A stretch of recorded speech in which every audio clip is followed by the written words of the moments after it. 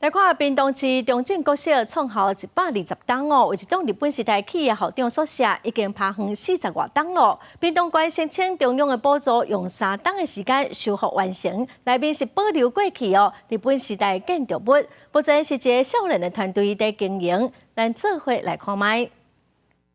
行入去这间老厝，内面的装潢是希诺基做的，四界拢有历史的实物甲艺术品。这栋建筑物看不出来，已经有要90档历史。过去是屏东中正国小校长宿舍，即马是由屏东科技大学8位爱实物的校友进驻经营。负责人表示讲，当初会选伫遮，是因为内面的空间甲建筑主体较有历史意义。阮一看了，阮就决定买一间安尼。 因为我感觉伊的厝，伊即间厝的迄个历史，然后阁有伊的空间，阁有伊的规个环境，互阮感觉是足舒适安尼。这栋中正国小校长宿舍是伫1935年兴建的，到达尾90年的历史。原底是日本人小学校长的宿舍，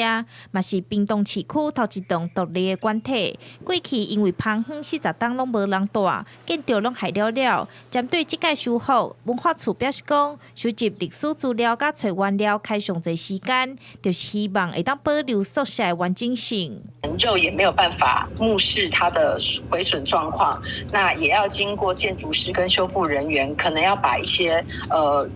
部分拆解掉，由它的材料去决定我们现在要用什么样的新的材料去取代它。文化处表示讲，这栋老宿舍伫2014年，予屏东县政府登录做历史建筑，即马是由少年辈入来经营，加做展览的空间，也予老厝有新的生命。记者张一辉、邱昭勇，屏东报道。